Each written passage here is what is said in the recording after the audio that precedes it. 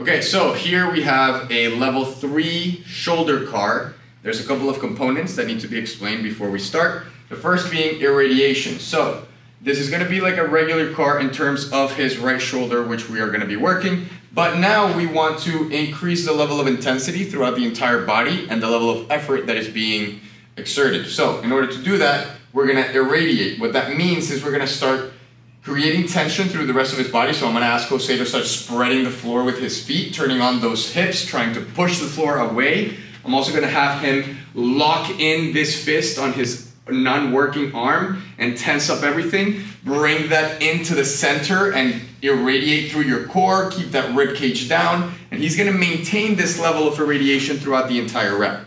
So now I also have him holding on to a lacrosse ball so he can irradiate with that same hand itself. Create more tension through this arm. I'm going to have him start with that external rotation, same position that we start the other level C.A.R.S on. And I'm going to have him go across the midline of the body, going into adduction, turning that adduction and with the palm facing up, eventually into flexion, trying to get that bicep by his ear. Again, making sure that irradiation is staying still, his rib cage is staying down, there's no compensation happening. Once he reaches that end point of flexion, he's going to start going into internal rotation so he can find more space, using all of this posterior tissue in his shoulder to find that space and work through that range, continually rotating until his knuckles are right by his thigh, facing inward, and his thumb is facing backwards. He's going to continue that irradiation and reverse the direction of the movement, going straight back into shoulder extension. Once he cannot find any more space, he's going to start